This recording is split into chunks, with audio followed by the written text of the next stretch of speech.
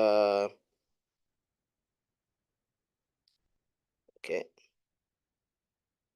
Thank you.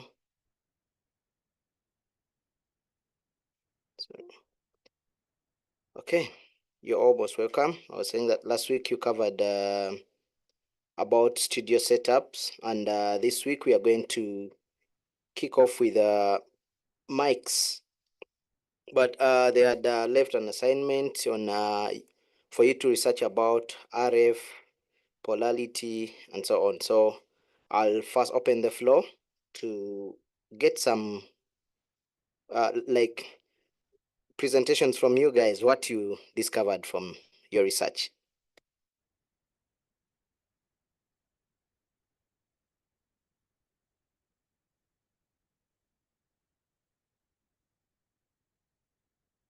The floor is open. Anyone who can volunteer to share what you got from the field, you're most welcome.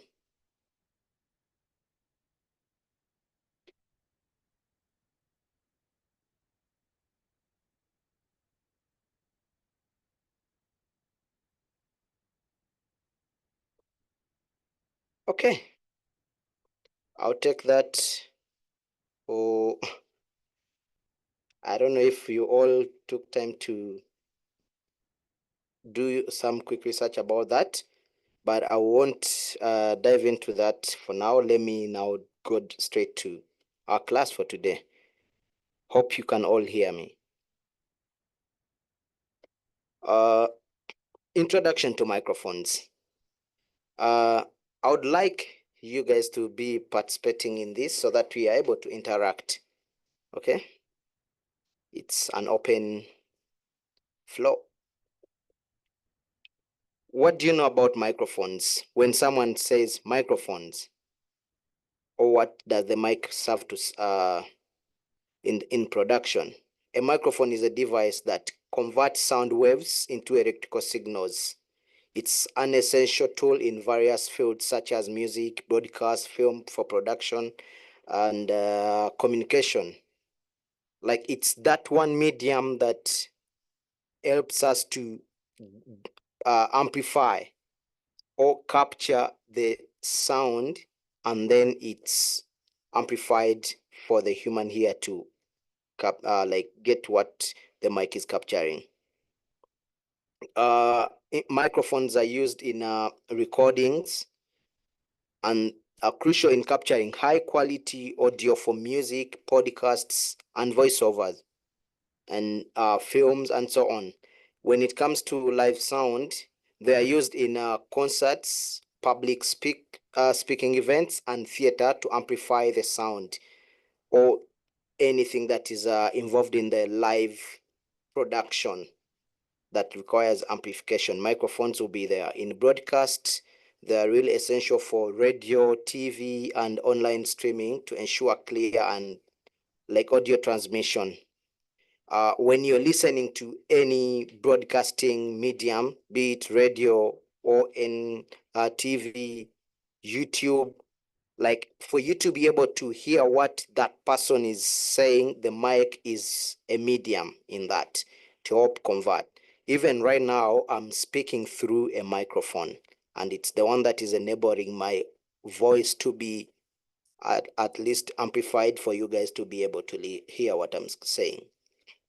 In communication, microphones are used in telephone, video conferencing, and hearing aids to facilitate effective communication. Like some people who have issues with hearing, they get some devices, and inside those devices there is a mic chip that helps to amplify and capture what you who doesn't need that is saying. That mic will capture it, and then it will transmit to his ear to at least to be able to get what you're saying. Similar, even in the telephones or the smartphones that we hold, these microphones are inbuilt into those gadgets. Let's go about the brief history of microphones. The early beginning. The concept of microphone dates back into the 17th century with early acoustic devices like Robert Hockey's lover's telephone. When we are kids, we used to play with tins. We could put a rope or any chain from one tin to the other, and we used to play with those. That's the origin of microphones, because sometimes you could put that tin onto your ear and the other person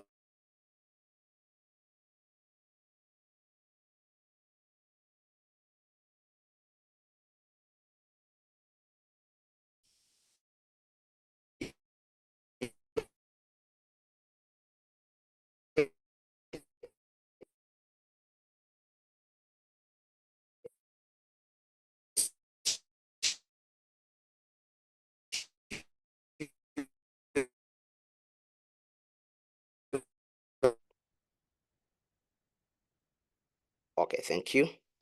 I was saying that in the 19th century, innovators or engineers like Alexander Graham Bell, I'm sure some of you who studied physics had that name somewhere, and Elisha Gray developed the liquid transmitter in 1876.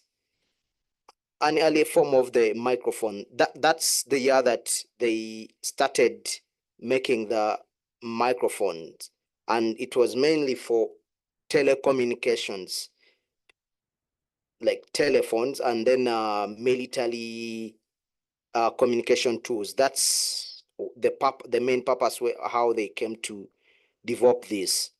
David Edward Hughes invented the carbon microphone in 1878, just 2 years after Alexander Graham had and Elisha Gray had made the liquid transmitter for the telephones. This is the brief history of our microphones. The carbon microphone became widely used in telephones and broadcast, and also military for communication. In the 20th century, we came to Edward Christopher Wente, invented the condenser microphone in 1916, significantly improving audio quality. The condenser, we are going to look at all these different types of microphones to get really to know more about how each mic operates. So for now, I'm just running through, and then we'll get the in-depth. Dr. Harry Ferdinand Olson patented the dynamic microphone coil in 1931. George Norman developed the condenser microphone in 1932, and became a recording studio standard. The condenser, to date, condenser microphones are the recording standard microphones. Other types can be used, but it's more like since then, the condenser is the king when it comes to studio recordings. Modern developments, the late 2000th century saw the digital technology leading to USB microphones, wireless microphones, and highly sensitive microphones, which in the rise of condenser microphones used in professional settings like movies and so on. The basic principles, how microphones work. For a mic to work, there is because it's a transmission device, we have the transduction part. Microphones function as transducers, converting sound waves, mechanical energy into the sound waves can also be termed under mechanical energy into electrical signals. So when we speak, it's a wave, it's air. It's the transducer in the microphone that will convert our wave or air into an electrical signal. The other part in the microphone is the diaphragm. The diaphragm is a key component that vibrates in response to sound waves. These vibrations are then converted into signal or an electrical signal. We'll define the diaphragm when we move on. I'm now moving through the basic principles. But the diaphragm is another particle in the microphone that helps to convert that the vibration into the electrical signal. We have different types of transducers or transduction, electromagnetic induction, and electrostatic principle.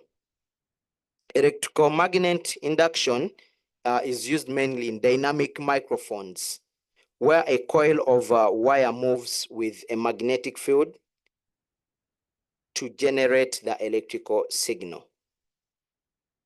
It's electrical magnetic, meaning there is a magnet in play. Yet for electrostatic, it's used mainly in condenser microphones, where sound waves cause variations in the distance between two charged plates, creating an electrical signal.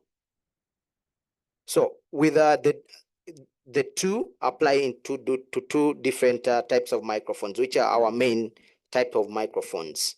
That's the dynamic, works with the electromagnetic induction, and then the condenser microphones work with the electrostatic. With the dynamic, there is a magnet into play. With condensers, there is power into play. Okay, external power into play. The key components, the diaphragm captures sound waves and vibrates in response. The moment the waves hit the sound wave, the vibrations will the moment the sound waves hit the diaphragm, the sound the vibrations will come into play, and then that will be sent to the coil, and we get audio to be converted into electrical signal that can be transmitted through the speakers or headphones. The magnet interacts with the diaphragm to generate magnetic field or magnetic energy that will be converted to electrical signal for the microphone to be heard. The voice coil moves within the magnetic field to convert sound vibrations into electrical signals. If I'm too fast, I don't know if I'm too fast for you guys, but yeah, it's quite detailed. We have quite a number of slides. That's why I'm a bit fast. Signal processing.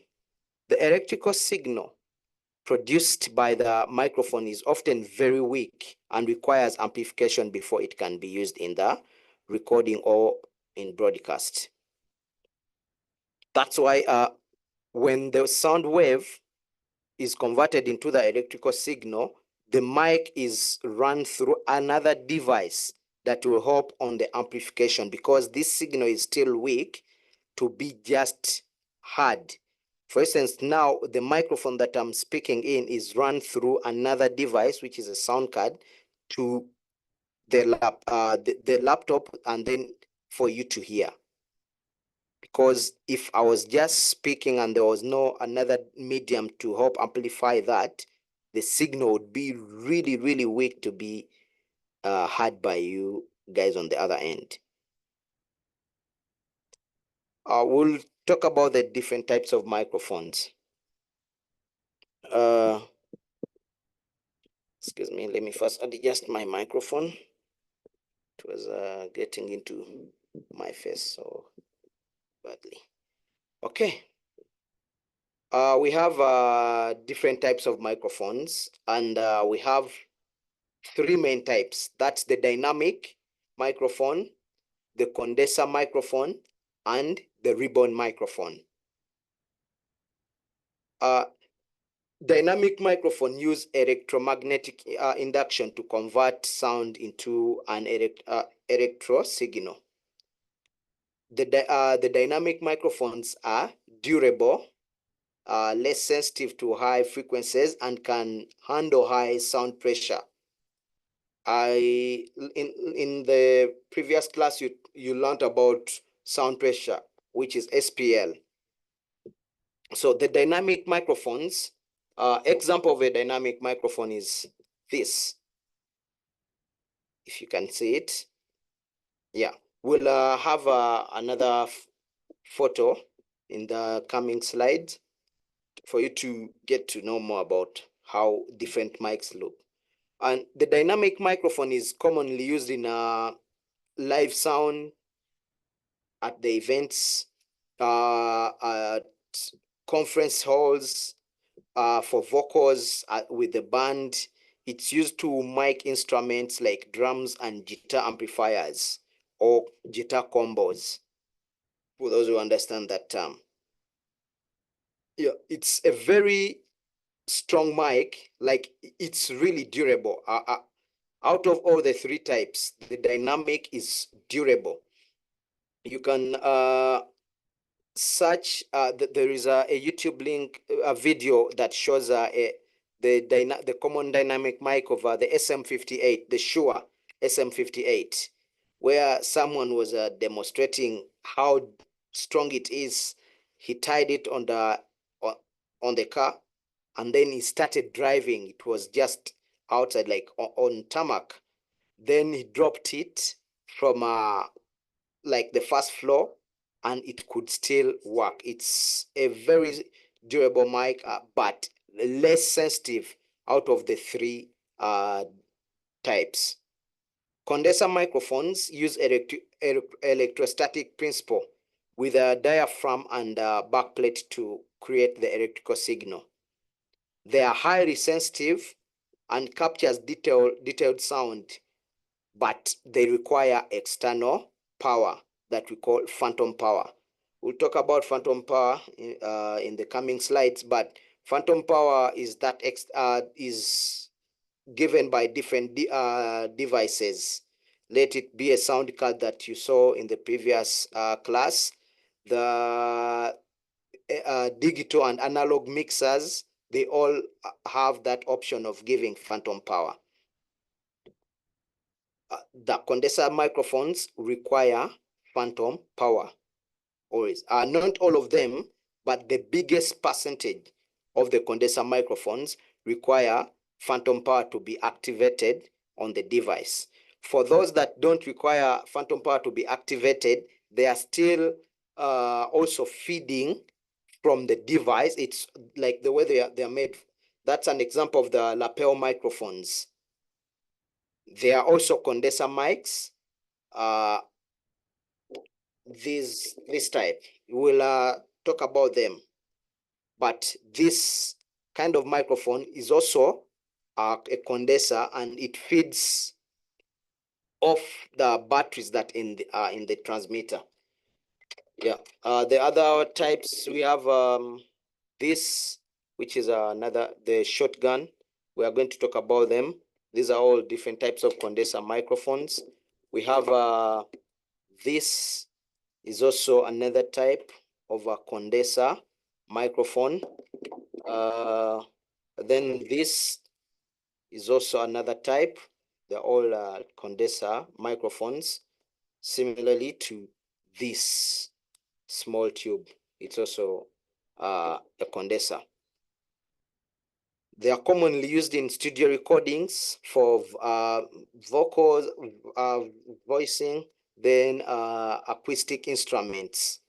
These condenser microphones are used because those the voice and the acoustic instruments usually require to have like a mic that is really sensitive to capture all those details. The other type of microphone that we have is the ribbon microphone. It uses a thin metallic ribbon suspension in a magnetic field to generate an electrical signal. It has a thin layer. Let's note that the thin metallic layer. It has a very warm character. It captures really. It's good with vintage sounds and very sensitive. Out of all these three, the dynamic, condenser, and ribbon, the ribbon microphone is the most sensitive microphone out of all these three types. But it's very fragile because it has a thin metallic layer. Like even if sometimes if you blow into that mic heavily, you can break that layer. It's really fragile and yet very expensive. They are commonly used in studio recordings. They are really exceptional for vocals and string instruments when it comes to live recordings. But we'll talk about positioning. So you have to be really careful when you're positioning this mic and even handling, because it's very fragile but very expensive. So these are some of the types of microphones. This is a Shure SM57. It's a dynamic microphone, very good for vocals, instruments, when you're miking percussions, when you're miking combos or guitar amplifiers. It's a really good mic and durable. The SM57 and the 58, which is really good for vocals. They are really good and legendary mics. They've been on the market for some time and always being used by different engineers. This is a type of the condenser microphone. Some people call them studio mics, but yeah, it operates in a condenser pattern. Like that's how it can only operate with external power. Ribbon mic, this is one of the examples. The Roya, this is the Roya brand R121. No, sorry, R123.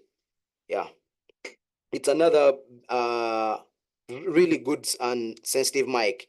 One of the things that I forgot to mention, sometimes ribbon mics require external, like they also use phantom power, but the difference between the two, sometimes the electrical plates for the condenser microphones are inbuilt in most cases, but for the ribbon, the power supply is usually external. You will get another power supply device, like they usually sell them in pair. It comes with its power unit because it's really fragile, so it has a regulator. Okay, and it's fragile and expensive, so you need to really take good care of all microphones, but the ribbon microphone needs extra attention. Yeah. The other types of microphones that we have are USB microphones. They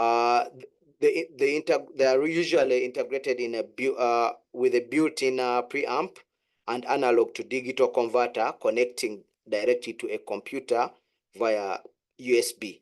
Like for these microphones, the USB, their converters are also already inbuilt. It's just a plug and play. Yeah, they are really convenient, plug and play, stable for home recordings and podcasts, or even conference calls. Yeah, the USB microphones. There are some of the new breeds that were just innovated mainly in the 20th century. Then, Daniel, you can mute the mic. They are commonly used in podcasts, home recordings, and video conferencing. The other type we have of microphones that we have is the shotgun microphone. They use highly directional polar pattern. We are going to talk about polar pattern in the coming slides. But this is one of the things that we had left for you to read about in the past two classes. These microphones use highly directional polar pattern to capture sound from a specific direction. Where you point it is where it will pick. That's what it will pick. Some of the examples are, this is a shotgun microphone. This is a Rode NTG2 microphone, a condenser mic. This is another shotgun. It's a really shotgun. Yeah, it's another shotgun microphone. They come in different brands and different sizes, and they're used for different purposes.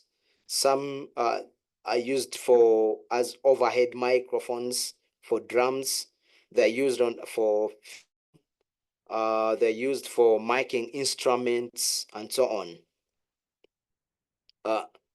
They are long in nature, a narrow pick-up pattern, and they're really excellent in isolating sound. For instance, these condenser shotguns are usually, like, their pick-up pattern is mainly at the front. This is the focal point. And these other sides, they will always reject, they isolate. Like, if I speak for some really good condenser microphones, I can speak from its dead end and I won't be heard. My voice will be really, really isolated. Even when I speak in the sides, it will be not that clear than when I speak straight into it. So where you focus it, that's where it peaks. They usually use a hyper and a super hypercardioid pattern. They're really direction and sensitive. They are common in films and video production and broadcasts. Sometimes, though, in our broadcast, when it comes to live TV, they've killed that trend of sometimes rigging the microphones or boom mics. They are now going mainly with what we are talking about next, the Lavaria microphones, this type. You've seen TV hosts wearing these kind of microphones, the clip-ons. Yeah, the next type of microphones are Lavaria microphones. They are small clip-on microphones that can be wired or wireless. Sometimes, what we mean by wired, it can be a standalone. Let me show you. Like just the head of this mic, just the wire that is connecting direct to a camera, and it doesn't need the wireless transmitter, or they can be connected direct to a transmitter, and then they become wireless microphones where they will be sending to a receiver. The receiver is what we connect to whichever device that we are to use. If it's the camera, some cameras taking the 3.5 cable, or others taking the XLR cables. Yeah, they are really discreet and handy-free, and in most cases, omnidirectional, meaning that they peak from all sides.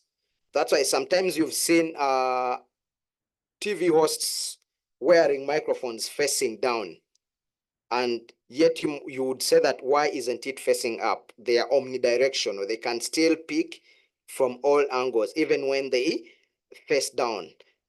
One of the reasons why those engineers make the mics facing down is because they are trying to let go of the pops.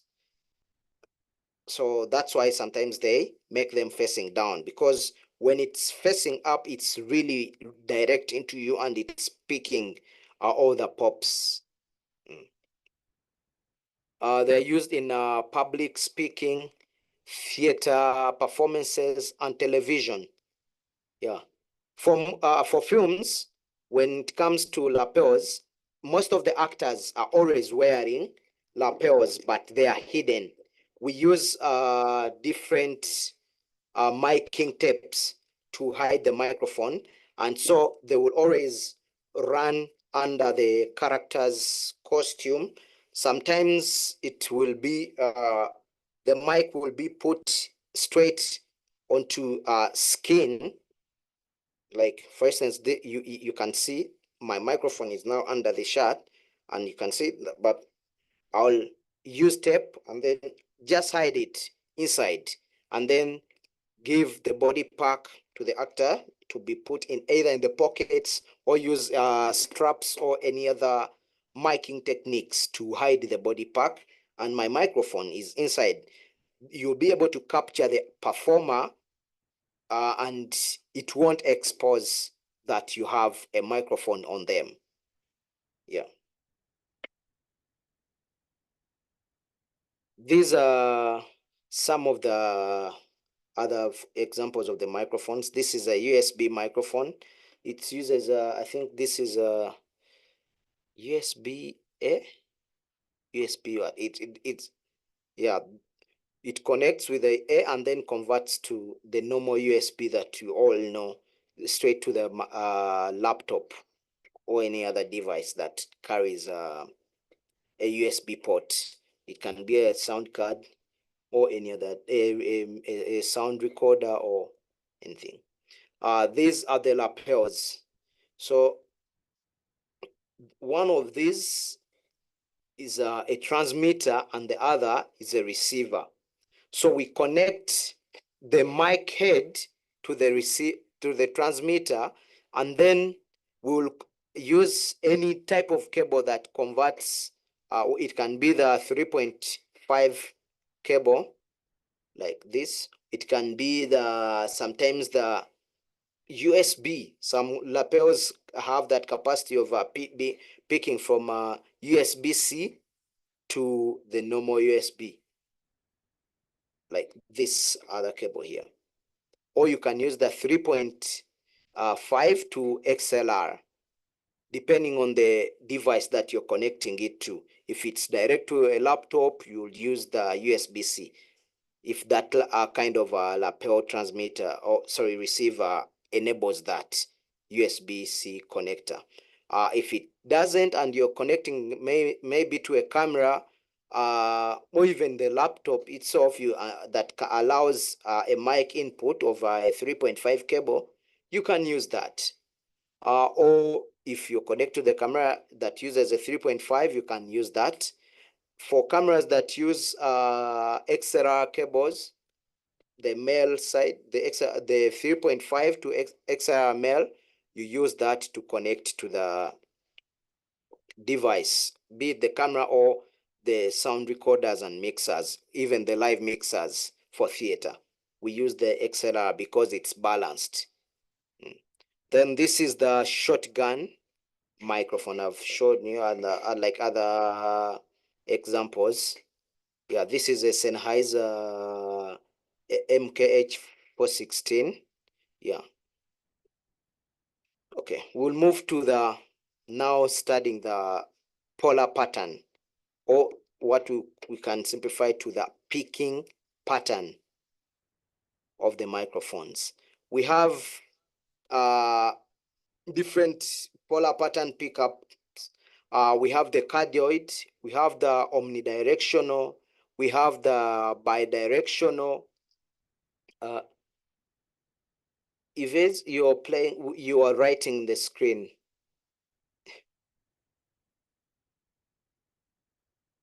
Okay, so we have the cardioid mics, we have the shotgun, and so on. So the cardioid pattern picks up sound primarily from the front, with some rejections of sound from the sides and the rears.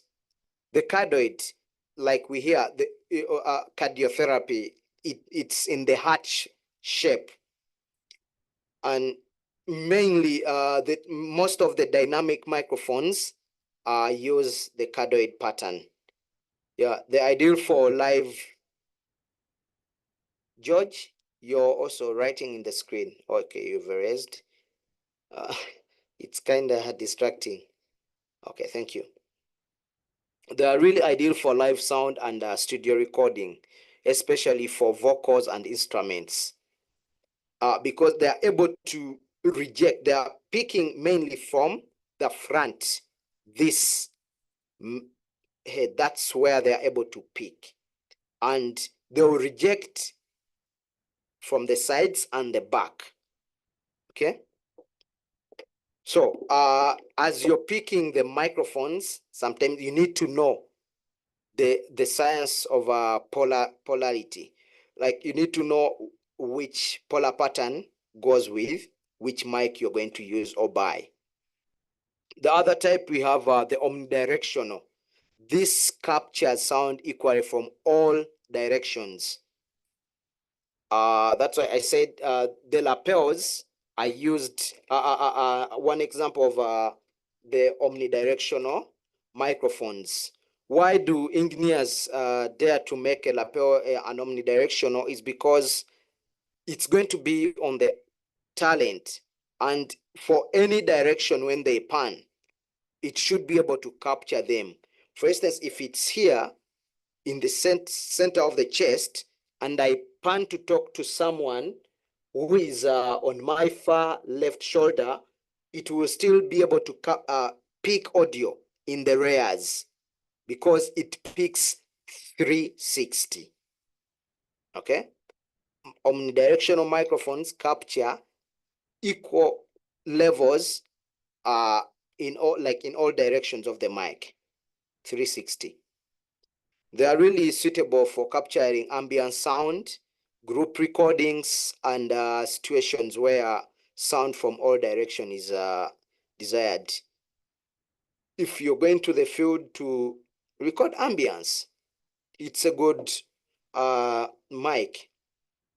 If you're recording a choir and all other live instruments, but you also need to be mindful on how you position these microphones. We'll talk about mic positions and like choosing the sweet spots. The other type of microphone that we have is the bidirectional microphone or the figure 8. This picks sound from the front and rear while rejecting sound from the sides. It picks from this is not an example of a bidirectional mic. This is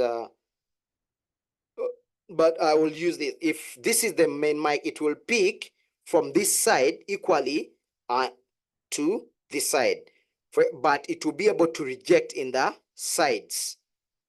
Okay, bidirectional mics pick like that. They are really clear on the two sides, like we say figure 8, front and the back, but in the sides they will reject.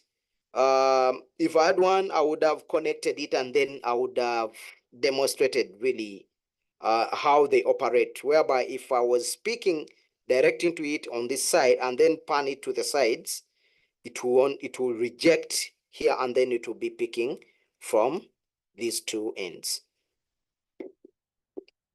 They are commonly used in studio settings for recording duets or interviews, and like duets of vocals, live instruments. They are commonly used in those settings. We have the shotgun mic or polar pattern. These are highly directional.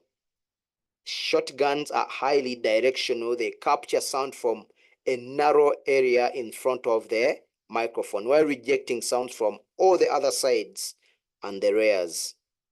They are really perfect for film and video production, where isolation of sound from the specific source is really required.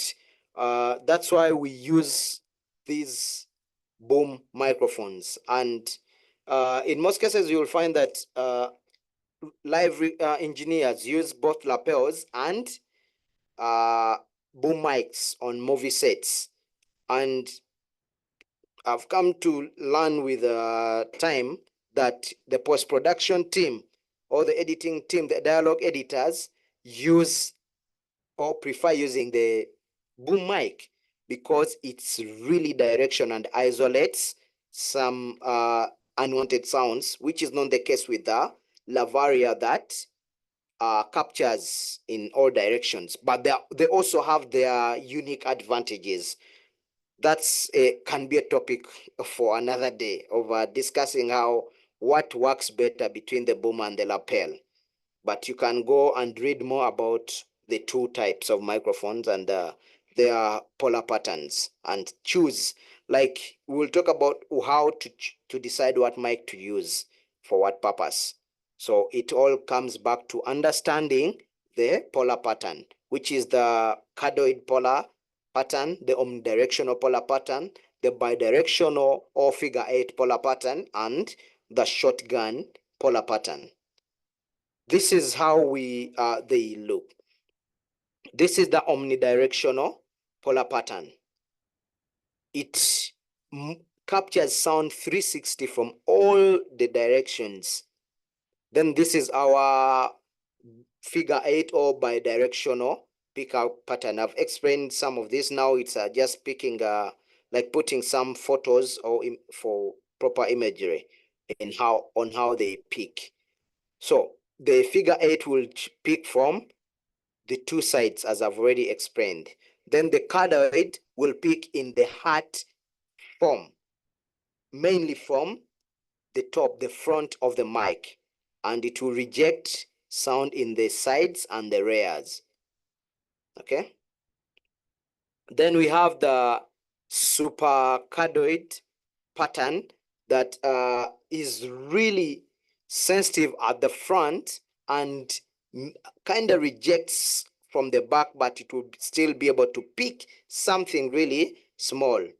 So if you see that if you need total isolation, you will go for the cardioid, but know how, like the sensitivity also matters. For cardioid, they will always require to be a bit close.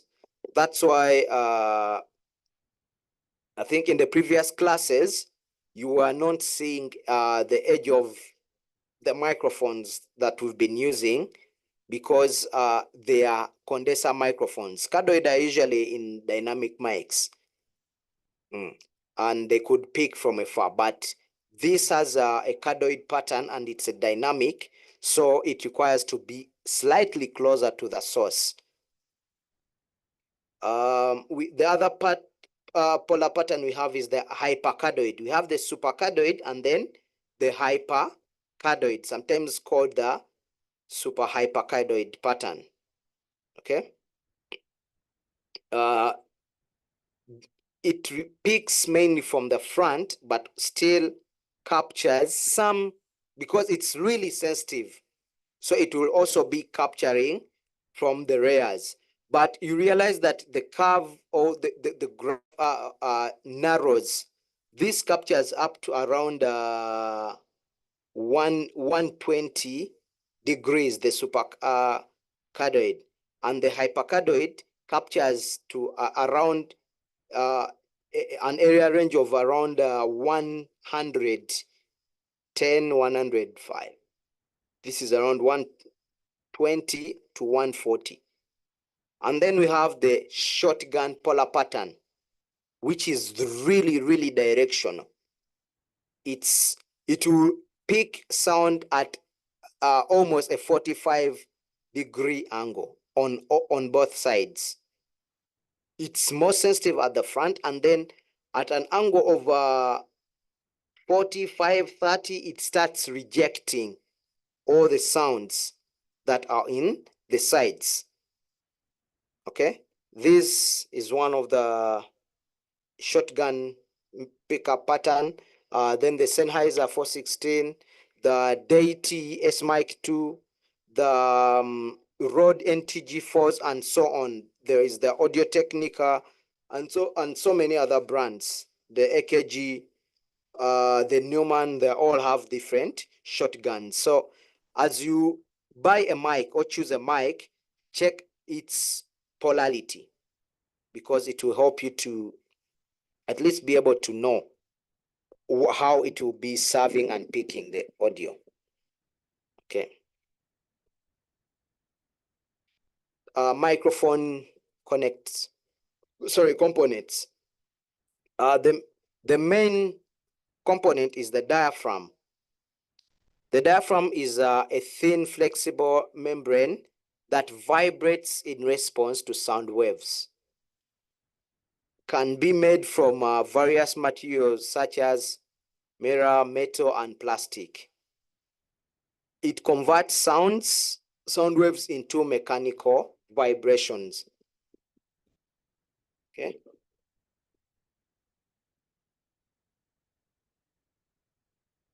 Okay. Sorry for that.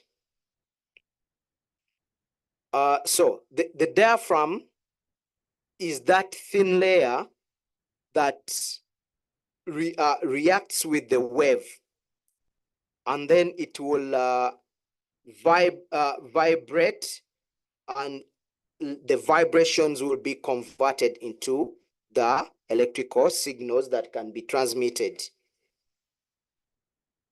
The other component that we have is the capsule. Excuse me, sorry for that rumble in the microphone. Was trying to adjust it to be out of frame. The other component that we have is the capsule. The capsule houses the diaphragm and the other components that convert sound into the electrical signal. It's the capsule that will house the diaphragm and the magnet or the electrical plates in the magnet is for the dynamic microphones, and the other plates are for the condenser microphones. Types are dynamic capsules contains a diaphragm and a coil of wire, while for condenser, the capsule will protect the diaphragm and the back plate. Okay. So the difference between dynamic and condenser, where there is a magnet in the dynamic microphones, for condensers, it's a back plate. So they all have two different mediums. They all have the diaphragm at the front, and the dynamic will have a diaphragm and a magnet. And for condenser, it will be the diaphragm and the back plate. Okay, so the capsule helps to house the diaphragm and the magnet, or the diaphragm and the back plate and the other components. Okay. The other component is the voice coil. In dynamic microphone, the voice coil moves within a magnetic field to generate an electrical signal. Okay. It converts mechanical vibrations from the diaphragm into the electrical signal. Then the other component still for dynamic microphones is the magnet. Okay, it creates a magnetic field in which the voice coil moves. It's essential for the magnetic induction process in dynamic microphones. The magnet only operates in dynamic microphones. Okay, and it's what helps us to convert the waves as received by the diaphragm to be converted into electrical signals that will be transmitted into the amplifiers or whichever listening device that is there to be used. Okay, then we have the preamps.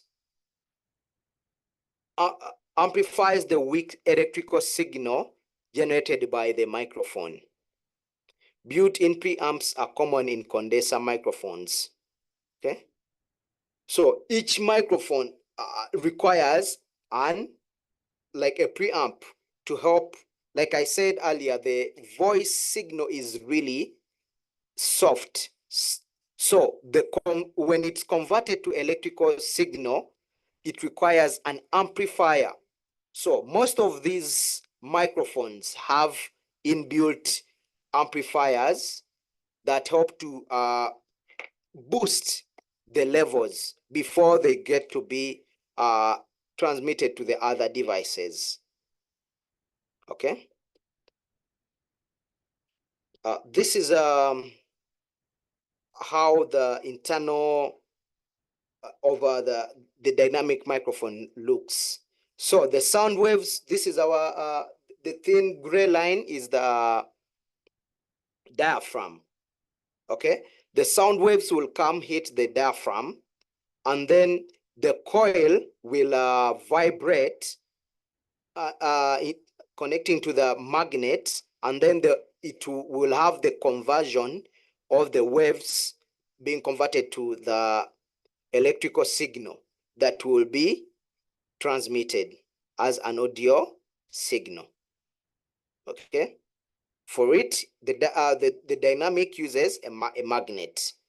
Then for condensers, this green line is our diaphragm, and then we have the back plate, which is in sorry, I'm bad with colors. It's not maroon, it's in orange. Okay, so the sound wave will hit the diaphragm, and then the waves will hit the back plate that connects to, this back plate connects to a phantom power source. And once it hits the back plate, it will be converted to have the electrical signal that will later on be transmitted as an audio signal. Okay? I hope we are at par. We are spending a lot of time on the microphones because the mics are the primary source of sound.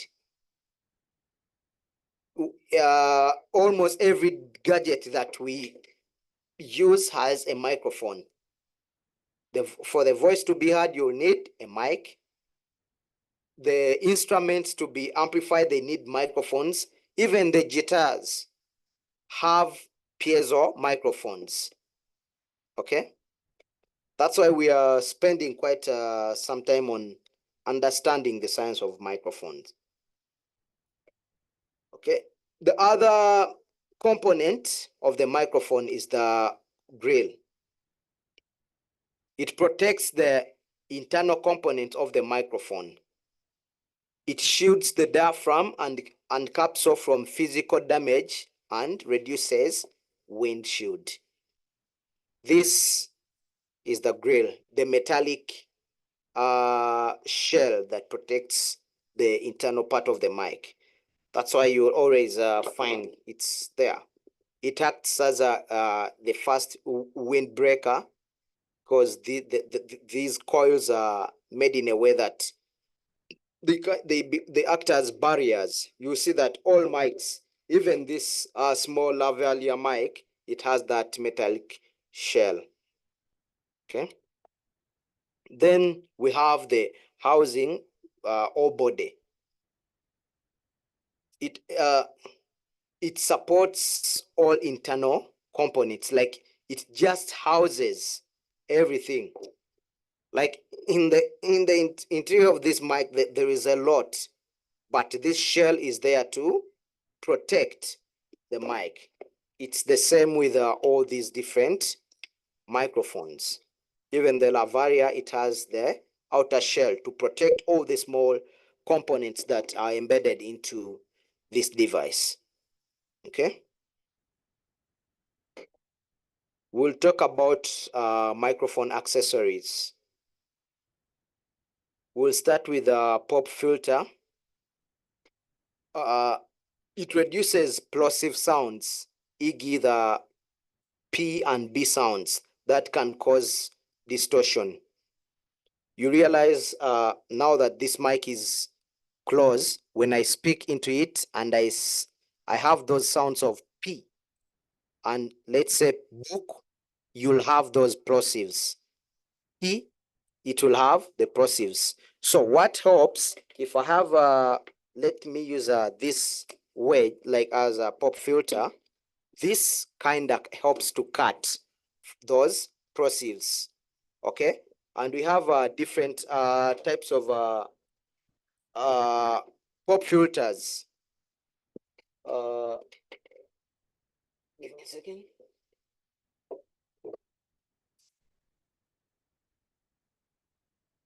This is the other example of a pop filter, okay?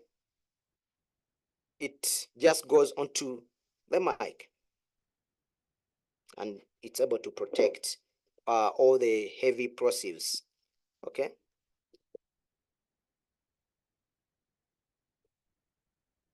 The different types of pop filters that we have the foam filters. This is made out of foam. Then the fabric screens. I'll use a rare example, but like this, they're also, it's a fabric, okay? And then the metal screens, okay? For instance, this, and there are other bulk ones that are made, the metallic shells. They are used in recording studios and podcasts to ensure clear vocal recordings. Because imagine that all the sounds that you have recorded have those heavy words. Yes, Mabel?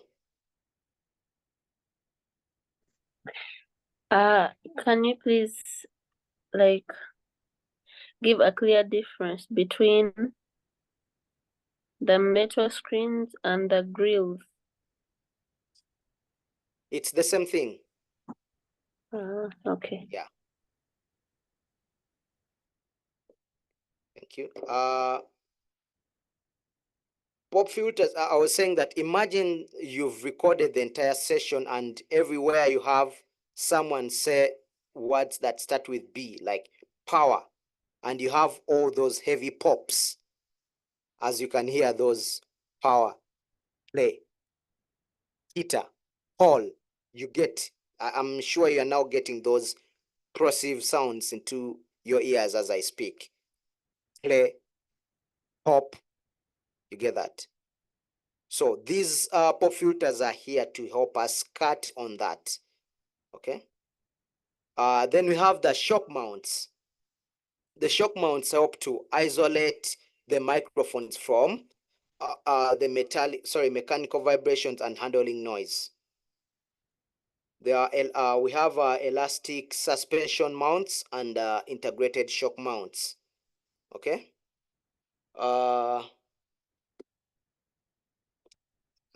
Let me run through it, then I'll show you the other examples. Yeah, then we have wind screens. These protect the microphone from wind noise and breath sounds, okay? Sometimes the same thing can serve as the pop filter and at the same time as the windscreen, okay? So don't get confused. Similar like what Mabel raised, the difference between the metal screens and the grill. It can be the same thing serving the same purpose as the windscreen and a pop filter, okay?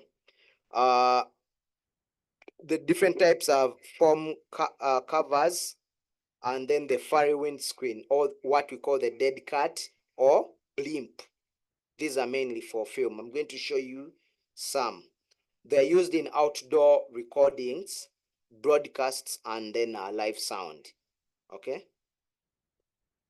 These are the different types of like shock mounts and then pop filters. When you look at this, the shock mounts, this is for boom mics. This down here is for studio mics. For instance, this, you see, it's a mic that is in a shell. This is the shock mount that is connected to the mic stand. Okay. Then we have this. I've said that some are elastic to allow like the mic to be put in and then hold tight. This is one of the elastic shock mounts. Then we come to the windshields. We have, oh sorry, before I go to the windshields, this is another type of a shock mount here on the upper right corner of the windscreen slide. This is another type that works mainly with boom mics. Okay. Live example, I'll show you. We have this as the windshield and then this as the dead cat. I hope you can see the entire boom shield into the frame. This is our dead cat. Inside there is a microphone. Okay. It's used mainly for film, and it has different names as a windshield, dead cat, or blimp. Okay. So we have our shock mount that holds our mic. Okay. With a cable that runs through the shock mount to connect to the microphone, and then the other reserve is left out to connect another cable that will go to the mixer or any other recording device. So you get it, and then you place the shock mount into the windshield, lock it, because you're protecting it from wind. When you leave other spots open, that means there will be wind inlets. So you have to protect them. Okay. Depending on how heavy the wind is, if you're shooting from around the lake or in other countries that have really, really crazy wind, then you'll have to add a dead cat on top of the blimp or the windshield. And then it will be like,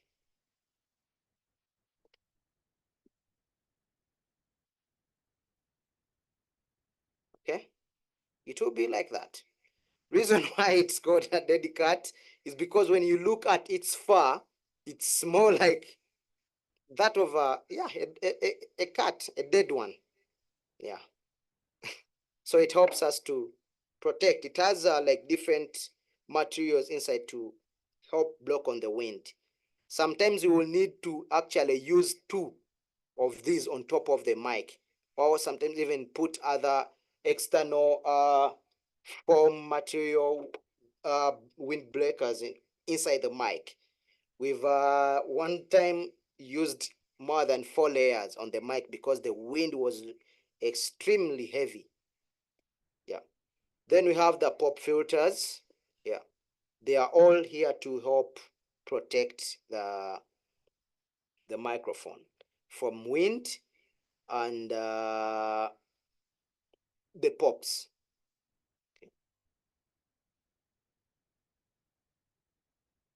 Okay. We'll then move to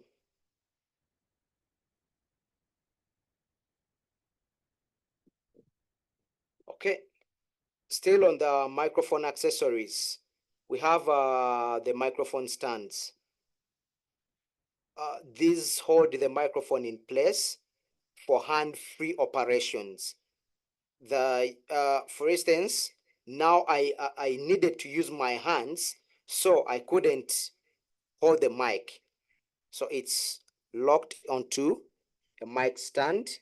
to help me at least be able to use my hands freely. Okay. If the alternative of that would have been to use a mic clip on a lapel, and then I be like hands free. Okay, that would have been the other alternative. So the mic stands are always there to help us like operate hands free. That's why the Mabo has her musicians. hand up. Yes, Mabel. Could you please help me go back to the slide where we have the shock mount? That? Not the pics, the function. Mm-hmm. I want to screenshot that. No, you will receive this document. I'm sure Mr. Sam always shares this PDF. I really want to understand how the shock mounts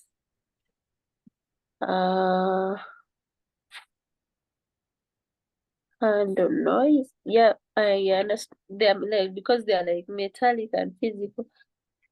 I wonder how they handle noise. At least they for the mechanical vibrations, it's okay because it's physical and Mm. but the noise handling, I'm quite not getting it right. Okay. Shock mounts are usually used with condenser microphones, and we say that condenser microphones are very, very sensitive. Okay, so the shock mounts are here to avoid us having fingering issues. When you handle a condenser mic direct, because they are sensitive, they'll be able to pick fingering and any other noise that is connected to that. So the one number reason is to help isolate our hands from direct contact with the mic. Okay. Then also similar with the boom shock mounts, they are there because they are extending the mic away from direct contact or the boom. For when it comes to boom mics, if the mic was directly connected to the boom pole or the mic stand without a shock mount, that any rumble on the floor or with handling would be directly picked. But because the shock mounts, they're actually made with plastic and like carbon fiber sometimes, and so on, or metallic, but the materials they use are able to at least isolate and cut out some sounds, which is not the case with the mic stands. Okay. That's why we use aluminum or carbon fiber when it comes to boom mics and the shock mounts, because they are able to, those materials can easily isolate. Okay, so the main purpose is for Okay, it thank to you. I now get it. extend the mic of the source. I now get it. Sorry, of the support. Okay. Like I was wondering, like how can you hear me, Isma? Yes, I can hear you. I was wondering how one taps a water metallic and it doesn't like make noise. But if you say it's usually made out of plastic and some fake. Yeah, Then I some now are get it. That's metallic, what was confusing me. but the way they are designed, you'll find that there are some other extra material that is added onto the metallic to help isolate. Okay. We're on mic stands. The different types, we have the boom stands, the desktop stands, and the floor stands. The applications, they are used in studios, live performances, and broadcast. Okay. Then the other accessory that we have are the cables. You talked about cables in the previous class. They are mainly for connection. They connect the microphone to the audio interface, mixers, or recording devices, be the sound recorders, then the audio interface, the sound cards, or direct to the other recording devices like cameras, okay, or laptops. You always need a cable to come between. Even for USB microphones, they have a cable that connects, okay? We have different types like XLR cables, the USB cables, the TRS cables, and so on, okay? They are essential for all types of microphone setups. It's one, if you, anywhere you mention a microphone, you know that a cable will come into play, okay? Those are twins, you can't separate the two. These are the different, this is an example of the stands. It can also applies as a boom mic stand. Because why boom? Because it has that external extender, the arm that booms or extends the mics closer to the source. Then the example of the cables, these are the XLR, the male and the female. I won't go deep in cables. I'm sure Mr. Emanzi went deep into those cables last week. Yeah, and I was following. I have Okay, a that brings question. us to the, yes, Mabel. I talked of the USB microphone. Do those also require cables or something? Are they connected to anything, or you just use the USB? I just said that the USB cable, like the normal, even when you're charging your phones, the USB adapter is connected to a cable that converts to C type, B type, or any other small pin or any other cable. So it's the same science in microphones. Okay, that brings us to the first half of the section, but we won't have any mini break because we have really few minutes remaining. We have 40 minutes to the close of the class, but so I will run really fast into the next half. And this is the applications of microphones, where they are like applied, where you can use these different types of microphones that we've talked about with all their science. We've talked about polarity. We've talked about the different mechanism on how they capture, okay? They are usually and commonly used in recording studios, okay? The different types that are used in the recording studios are condenser microphones for vocals and acoustic instruments, and then dynamic microphones for drums and amplifiers, okay? For vocals, because they require a sensitive device that can capture all the different frequencies, and some people have soft voices. That's why during the recording, we commonly use the condenser microphones.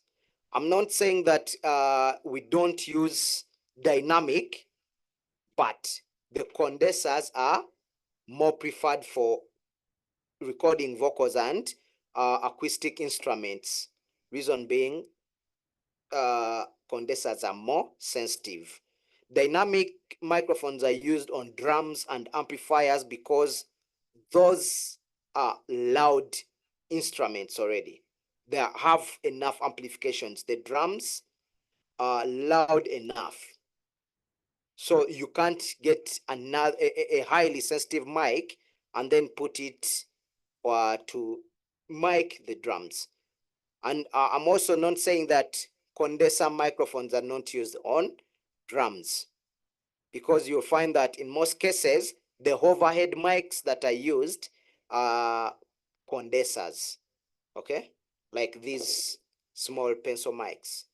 Sometimes a few engineers go ahead to use actual studio condenser microphones as drum overheads.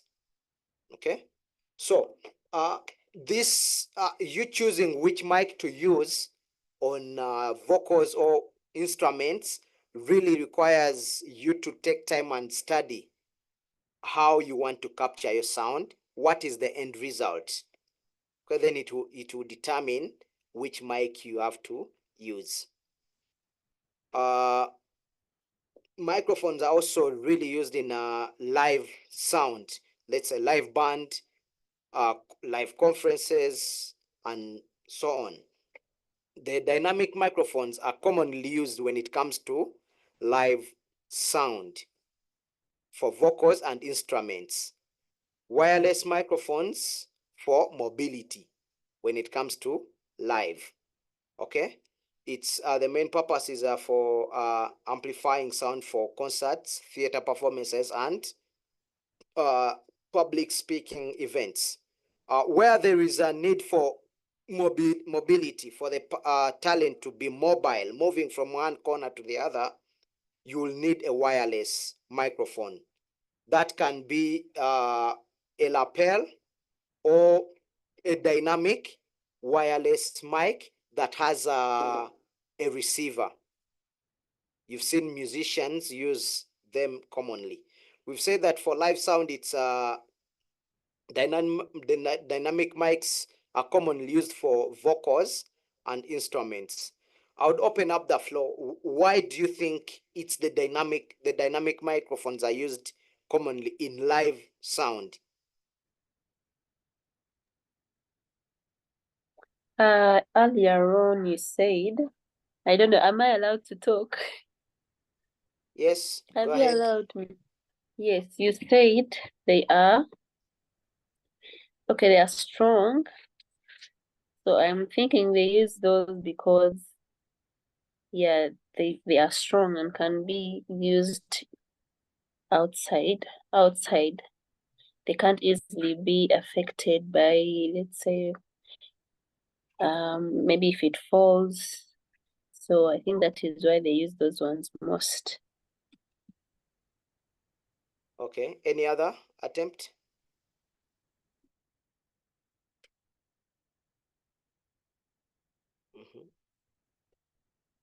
Any other attempt? I think Wi-Fi, wireless one, are mostly in use on public places. Of course, we have one that are connected to USB at home because they are the cheapest solution. But on public places, there are people the institutes that they can afford the money, definitely the wireless mic. Okay, thank you. Okay, me too. Yes, Jones. No, it's Doreen, sorry. Yes, Doreen. Yeah, I think it's because they are able to repel the surrounding sound, and then they can easily capture the artist's voice in a public place, because it's normally noisy, and also there is a lot of movement of the artist. So yeah, that's what I think. Okay, thank you. Jones? Jones Kennedy, Mazimpaka? Yes, yeah, thank you so much, Mr. SSMUJJU. And dynamic microphones. Well, I would say they are best for live performances because of their sensitivity. I think they are less sensitive to quiet sounds, and since they are amplified, they're making them ideal for loud sound sources like drums or guitar amps. I think they don't require external power. That is all I can say about it. Okay, thank you. Jones and Doreen, you've all submitted well, but the main reason for use of dynamic microphone is what Jones and Doreen have hinted on. Like, they are able to isolate. We've said that dynamic microphones are less sensitive, and in public or live sound, we realize that there is a lot of noise. The drums are noisy. The percussion, the other instruments, we have a lot of sound monitors on stage. They're all making noise, and you don't want to capture that in your mic. So it's ideal that you will pick a mic that is able to isolate or cut out all those sounds, and you are only getting your like the what you intend to capture, be it the vocals or sound from the guitar combos or other instruments that you're miking. They are picking mainly that and isolating all these other sources. That's the main reason why we prefer to use dynamic microphones in live sound. Similar even at events or parties, when the people are making noise in the background, but you're only able to capture the voice of the main speaker because it's them who have the mic and they're speaking in a dynamic polar pattern, which is not the case if they were using a condenser mic. It will be able to capture all these other sounds because it's sensitive and opens up to quite a number of sounds that are all loud. Okay. Someone, Doreen asked that I have had acoustic music covers. Does it mean they have used acoustic instrument to produce it? It's a yes. No. They usually use for acoustic. It's they use acoustic instruments like acoustic guitars and so on, but it doesn't apply that acoustic music is the one that is made using acoustic instruments. It's mainly for like simple instruments that can be played like solo. It's not like a full band. Okay, acoustic music is using like at most 2-3 instruments, which is not a full band. Okay.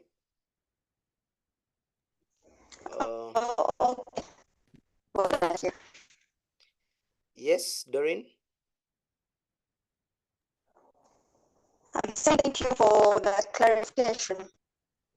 Okay, you're welcome. So we are moving on to broadcasting.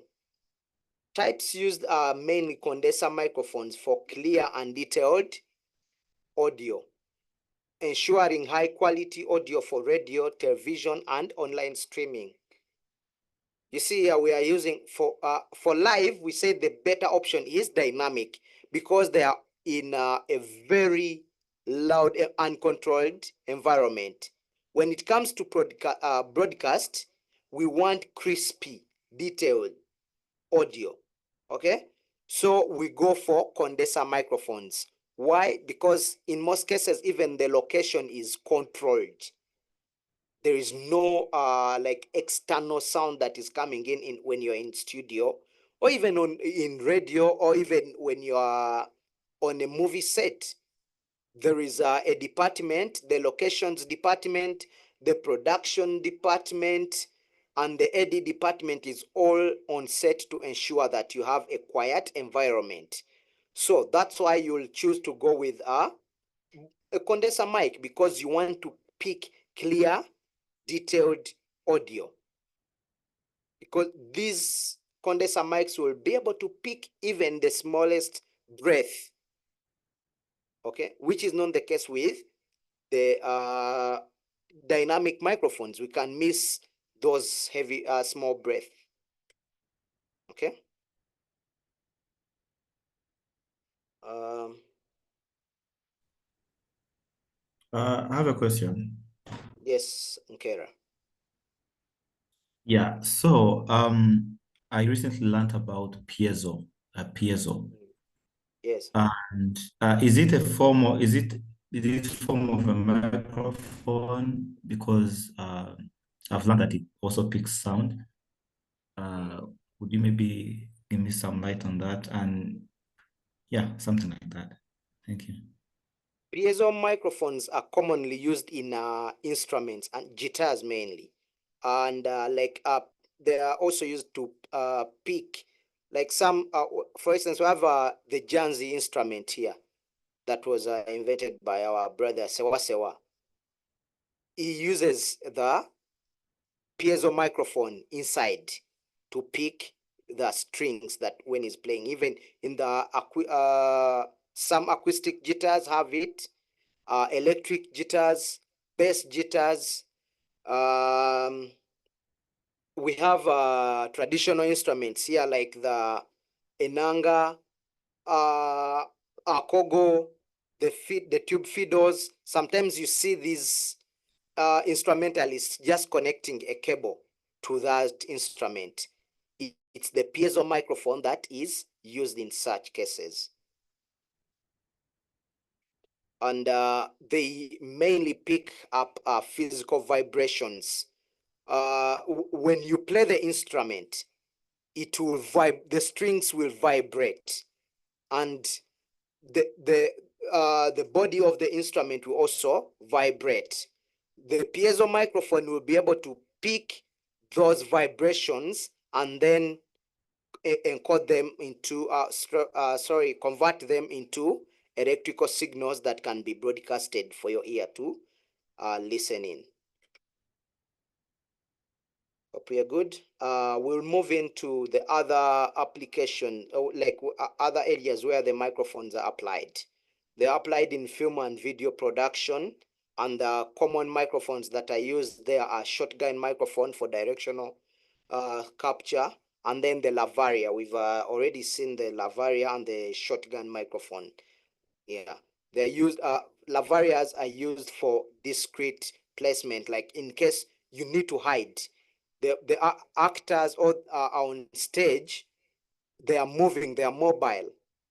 They won't be able to perform freely with a handheld microphone. So you have to give them a lapel that you will hide either in inside their clothes, in the hair, or anywhere, like depending on the how their bodies required to move according to the director. So you'll choose where to place that mic accordingly. The shotguns are also commonly used because they are highly sensitive. Okay. They capture dialogue and ambient sounds when it comes to film. Then they are also used for communication, and here we commonly use the headset microphones. Then built-in microphones in devices. For instance, your smartphones, they have inbuilt microphones. The laptops have inbuilt microphones, but sometimes you can also use the headset microphones. Sometimes you find that you buy headphones and then they have a mic like connected to it. It's the same technology that is used in the Bluetooth headsets, because you can communicate through the Bluetooth devices. There is a mic that is planted in that headphone. The main purpose is to facilitate clear communication, video conferencing, and hearing aids. We already talked about the people that have hearing issues. Then they're also used in field mics are used in field recordings with some portable recorders like the Zoom H4, Zoom H5, the Zoom H6, some Tascams, and many different recorders have like mics connected. They're already inbuilt on the gadget, and they are used for field recording, ambience, and so on. Then we have the shotgun microphones. They're also commonly used in field recording. The main purpose to capture dialogue, environmental sounds, wildlife, and on-location audio that includes dialogue, music, and so on. When you're in the field, you'll use the mics to capture that. Then we come to choosing the right microphone. What are factors to consider while choosing a particular mic to use in the field? Determine what you will be recording. Before you choose the mic to use, be able to assess, what am I recording? Is it vocals, instruments, ambience in the field recording, or you're recording a podcast? Then the environment you're in will also determine what kind of mic you have to choose. Okay, am I in studio? Is it a live performance? Is it an outdoor recording? Let's say movies that are being recorded in the jungle, in the market, on the roadside, and so on. Or is it in a controlled environment? Is it a live band performance? All these, you need to assess all these factors. Then the budget. Okay, what kind of budget do I have before I choose a mic? Because microphones are expensive. For instance, you'll find this NTG2 is around $200 now. You find that the MKH 416, the Sennheiser condenser mic, is $1,000. The MKH 50 is $1,500, $700. These other dynamic microphones are around, the cheapest you find is around $50, $100. Even these lapel mics, they're also expensive. So you need to be mindful about the budget. This costs around $150 to $130. There are those that cost $400.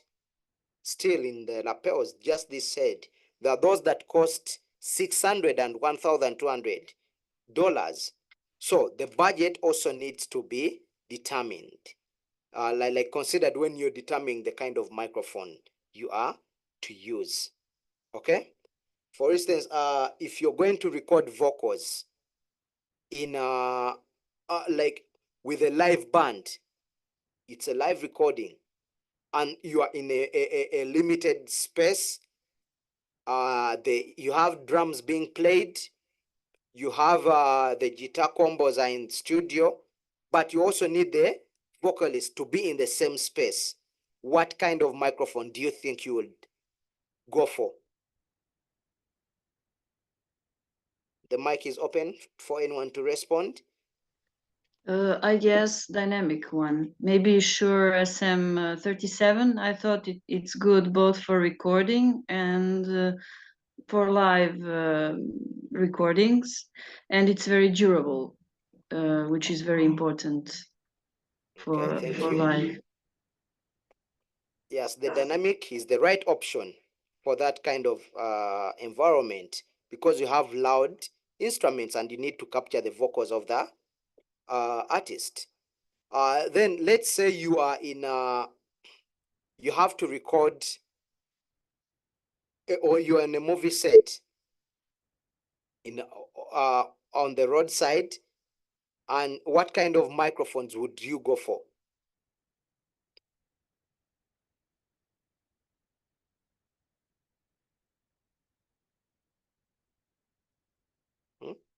Anyone to volunteer?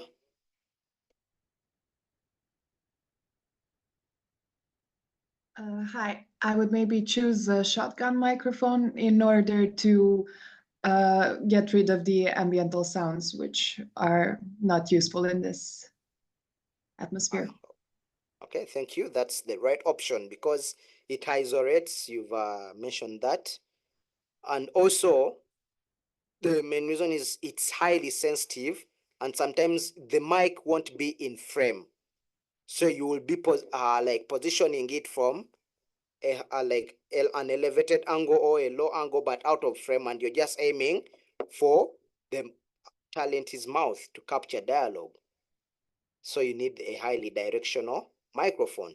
So the purpose, the environment, and the budget will determine what kind of a microphone you have to use. So you need to assess before you just pick a microphone. Assess what's the purpose.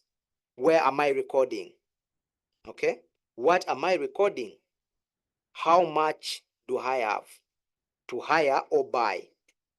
Okay. Then the microphone types.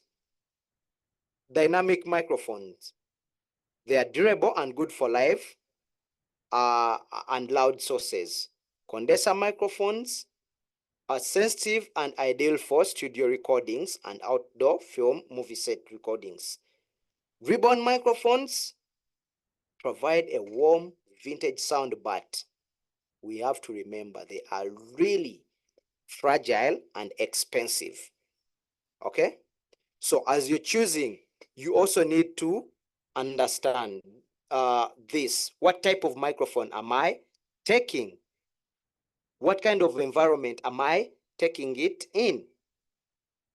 If it's outdoor, is it really making sense for me to carry my ribbon mic that is highly fragile, that any slight mistake and it falls, the thin layer will break and I lose it? Or is it conducive for me to pick a dynamical condenser, depending on that? Okay, you have to consider also the polarity of these different types should be considered. Okay, then the polar pattern, which I've just talked about, is it a conducive environment to take a cardioid pickup pattern, or is it good for omnidirectional or bidirectional? Okay, so as you assess through the different reasons or factors of what am I recording, what's the purpose of the recording, what is the environment that I'm recording in, those two will determine the kind and choice of polar pattern that you have to choose to use during the recording or the performances. Okay, you need to study after analyzing the other two, purpose and environment, then choose the right polar pattern. Okay, I'm going to be a bit faster because we have 16 minutes to down this class. Choosing the right microphone still, you have to determine the frequency response. I'll suggest that you go back and you read more about frequency response. You've already been taught about frequency response in the last week, the last class you had that. So flat frequency responses are usually ideal for capturing natural sounds. We are going to have a look at the frequency curve, like an illustration. Then then we have the tailored response, which like they have enhanced frequencies for specific applications like vocals and instruments. So when you get the mic, don't just drop the user manual, because it's in the user manual that they usually illustrate the frequency curve. That way you'll be able to know whether it has a flat response or it has a tailored response. With tailored, it's designed specifically for a particular service. Okay, and here we'll have boosts in certain frequency areas, in the lows, in the mids, mid-highs, or in the high frequencies. Those are the tailored frequency response microphones. They are boosted in some areas. Okay, Then we have the additional features. The when you're choosing the mic to use, study the connectivity. What kind of connectivity do I need according to the device that I'm going to use? If I'm going to use a laptop minus any other external device, does the laptop take in a small pin of 3.5 or it takes in the USB? Okay. Or does it require the XLR cable? So you need to also study the connectivity. Before you choose the mic, know how does the device I'm going to use connect. Okay. You need to know that. How does it connect? Then the power requirements. Some microphones require phantom power. Mainly that's the condensers and the ribbon mics. Does the device you're going to use enable that external power source, like phantom power?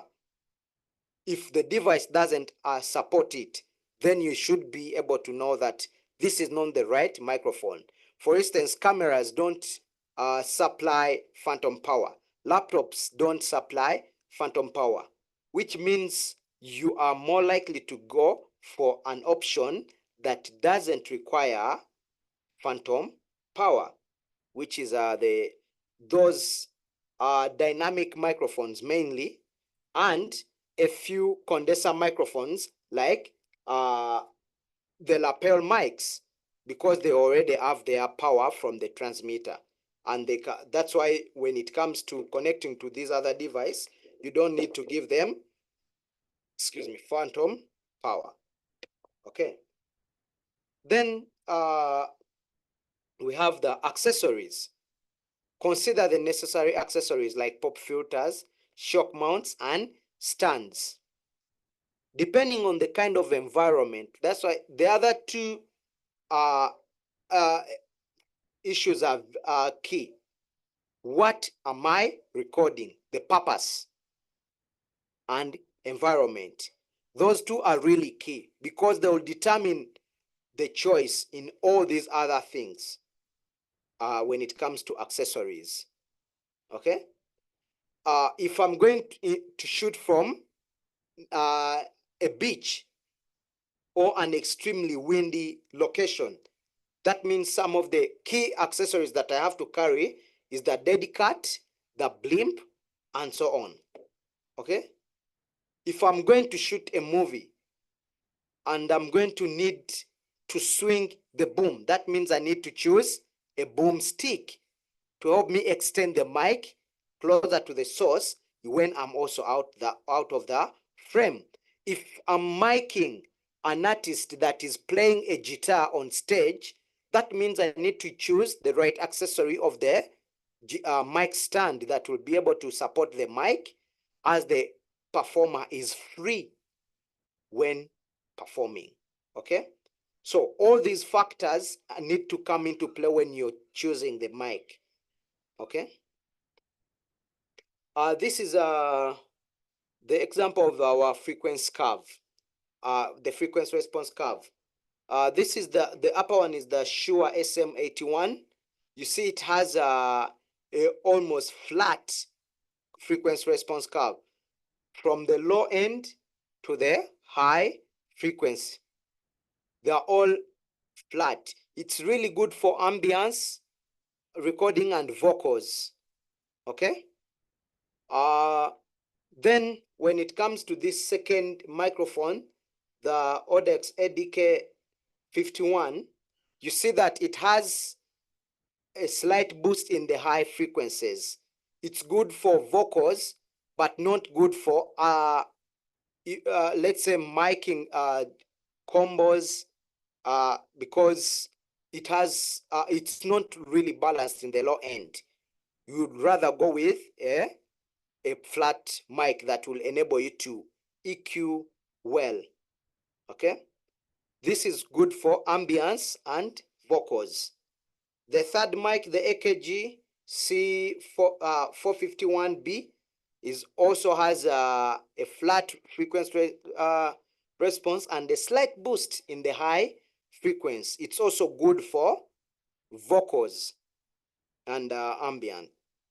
Then the last mic, which is the Audox D2, you see that it has a frequency boost in the low end, and it drops flat, almost flat, when it comes to the mid-range, mid frequencies, and another boost in the high frequencies.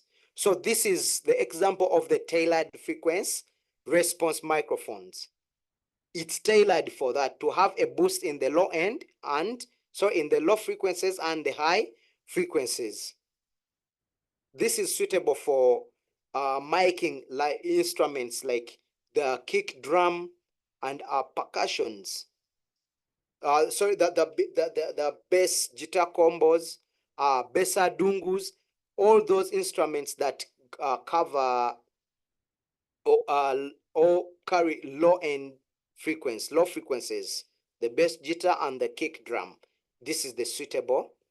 So the bass combos, the besa dungus, and all these other instruments that have good low end. This is the good mic for that. It will serve you really well. Let's go to the placement.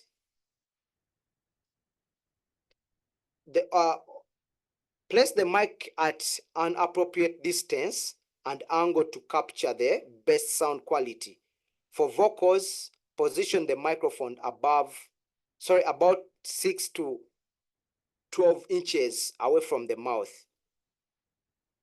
The main reason as to why we say have it 6 to 12 inches is to cut on the distortion and heavy plosives.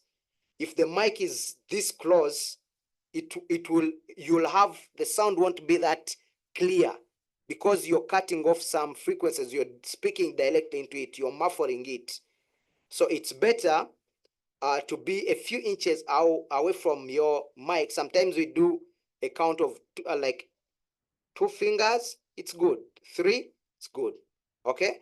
Sometimes when I'm miking, I have I use my this method of I just put my thumb to the mouth and then go down to the chest. Where it lands, that's the better position. It still gives you access. There is room. The mic is not muffled. It will give you all the detail. It will be able to pick all the details. Okay. Then the environment, when you're placing the mics for condenser, the acoustics of the room. Consider the acoustics of the room.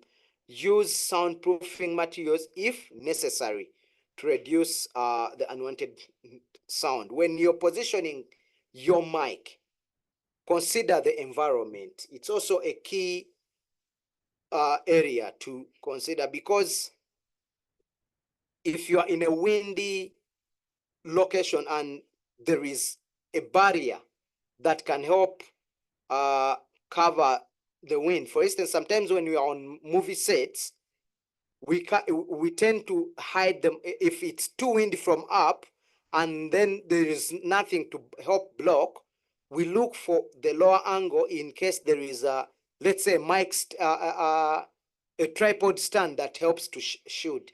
These other wind barriers, let's say there is someone who is standing. If you're booming 2 actors, put it between the 2 actors. If it's a tight shot, put it at a lower angle where 1 actor is masking the wind source. So be able to consider all the different environments, study them. If the room is too echoish, then are you able to get other acoustic materials to help dampen the space, like cut on the reverbs in the space? That's why in studios, you'll see that you'll have those different acoustic materials, the pads to be placed on the walls to cut carpets for movie sets, tables. All those materials help to cut on the unwanted noise. Call it reverb in the room. So if you are recording in a space, at least fill it with material that will be able to cut off that. Then also the connection, okay? Wired microphones connect the microphone to an audio interface, mixer or recording device using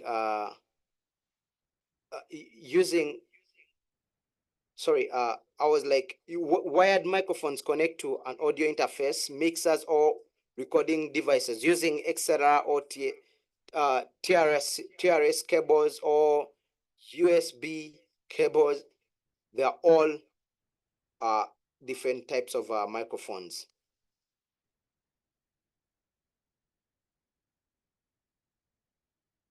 Okay.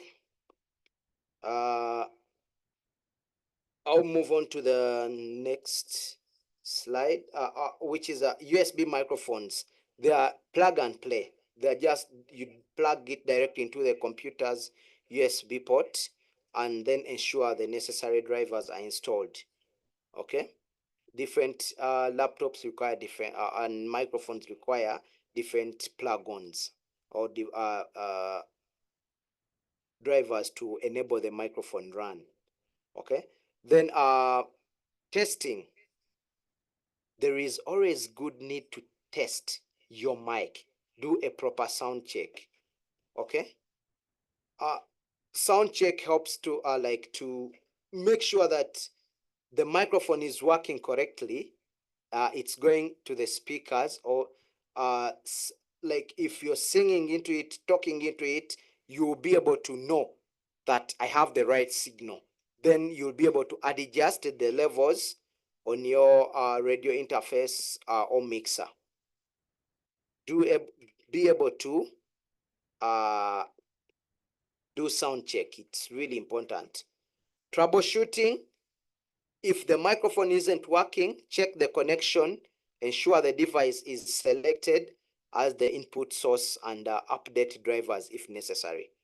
In case it goes out, just do the quick, we call it quick troubleshoot. Check, pull it out, connect it again. If it's not working, then go through the full routine. How did I connect the mic? What could be the cause of the problem for it to be off? Okay.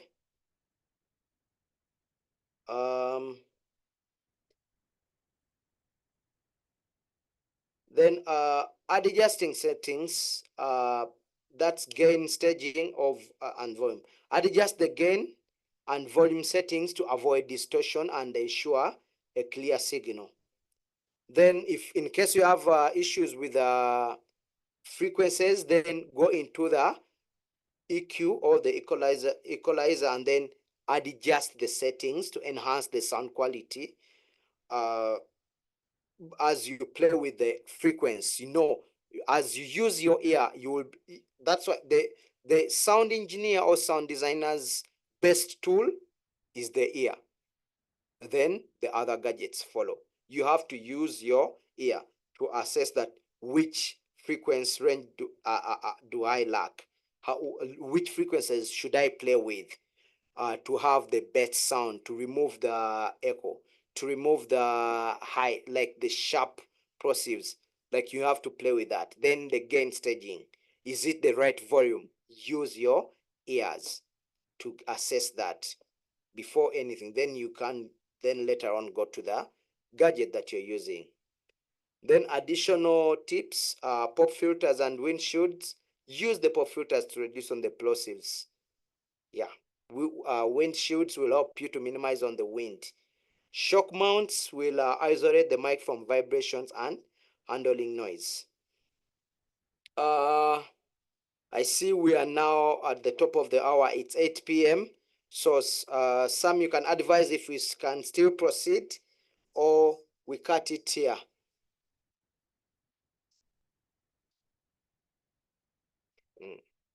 Okay. And next week, I would require that everyone gets a pair of headphones to help you really monitor well, and we'll do more. Like the next class will require that. Get any kind of headphones, okay? Be it wireless. These are small headphones that usually come with the phone. So we still have like 10 slides. If you're all able to keep on, we can go ahead and finish these slides, or we can cut it here. Because we're okay. Let me just run through these advanced techniques. Actually, no, I'll wrap it from here, and then next week we will start from the advanced techniques, and then talk about the polarity. The phase and other details as the class will be packaged. Thanks. Now the floor is open for questions, in case there are any.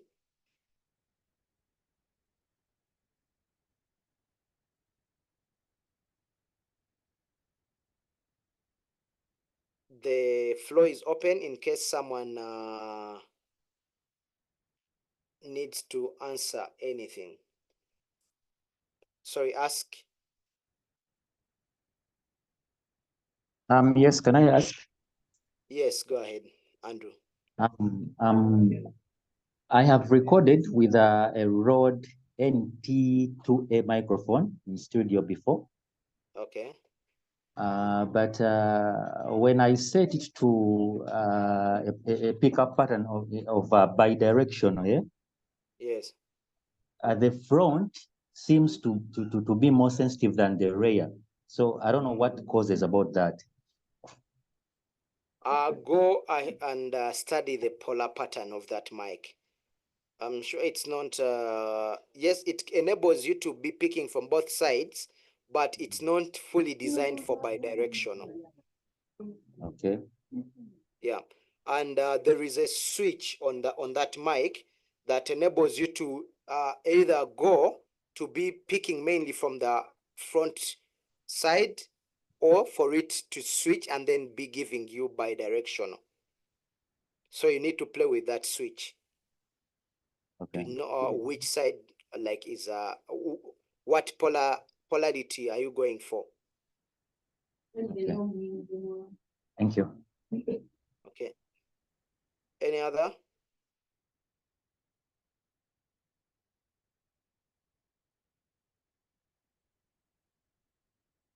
Do you have any other questions?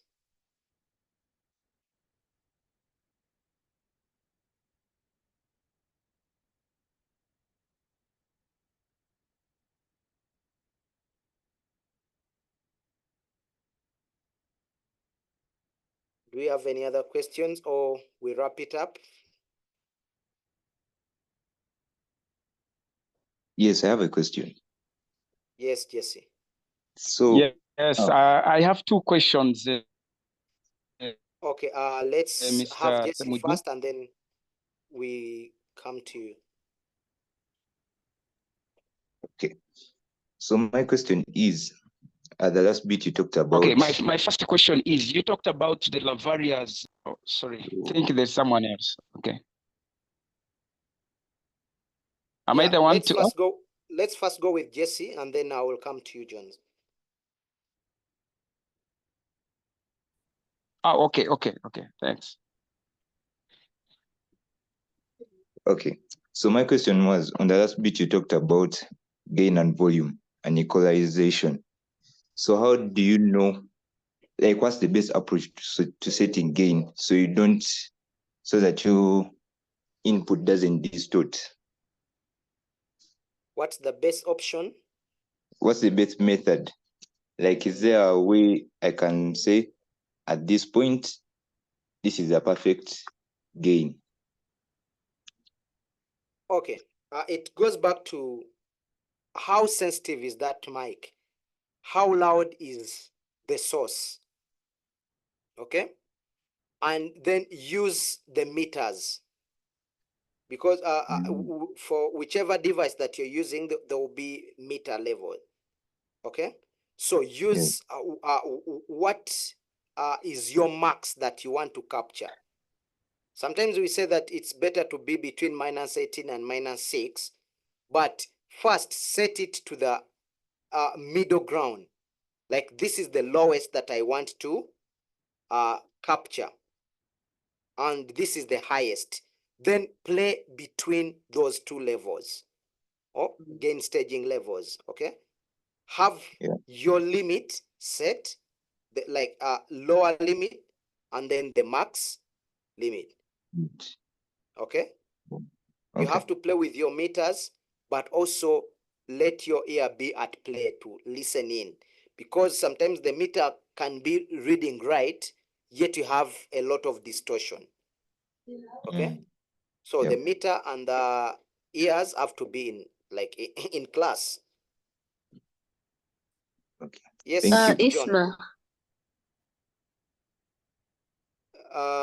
There's John's had 2 questions. Let's go for Mabel. Okay. Oh, for John's, and then I know, I just wanted to add to the answer you gave to that guy.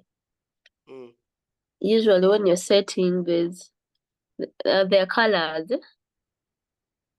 There are colors. There's red, there's yellow. I think they differ. I don't know, but there's green, there's yellow, and then there's red. Usually when you're distorting, it will show red on the meter. It usually shows red.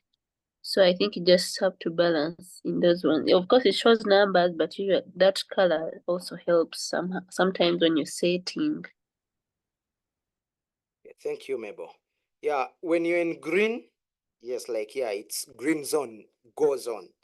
The moment you start going in orange, be on standby. You're going to red. Okay? So play with those colors as well. Thank you, Mabel. John's.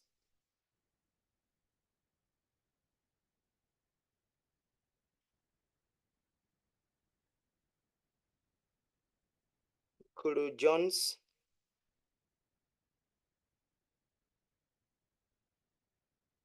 Mazimpaka Jones Kennedy.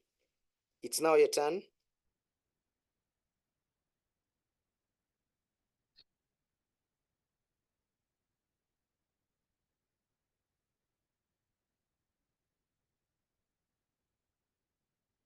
Mazimpaka Jones Kennedy, you had questions? Yes, sorry. Yeah, but I had it. Is you talked about and the heartbeats. That is one of these types of microphones. First, repeat your question. We did not see the any microphone. Jones, repeat your question, because your network is not stable, so I missed the first question. I just picked on from the second.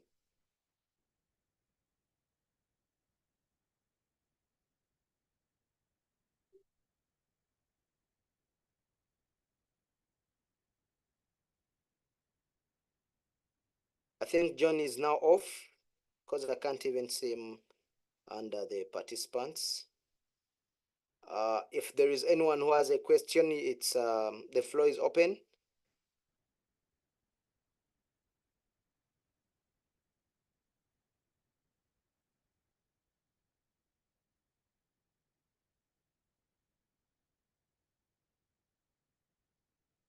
Okay, it's so sad that we couldn't get what John was asking. I hope he can get to my inbox, and then we can finalize that. I'll be able to answer you in inbox. Yes, Jones, you're now back. So what we're asking?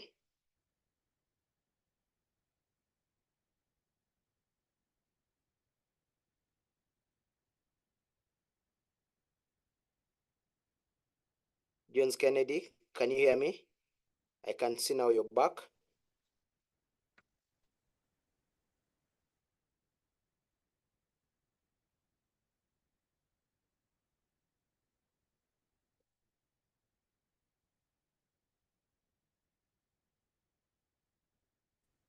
Okay. Oh, you can hear me now? Okay, yeah, now we can hear you.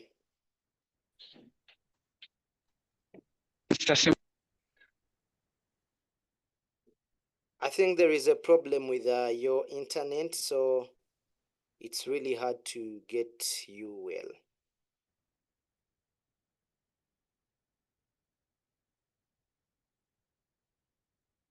Okay, Jones, if you can hear me, you can get into my inbox, send a message. There is a number that was shared via email, +256 703 799217.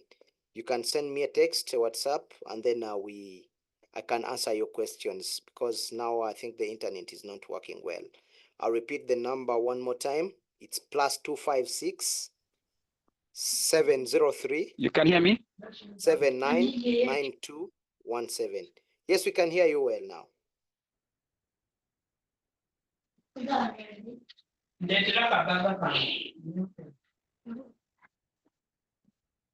Okay, I think I'll call it a day.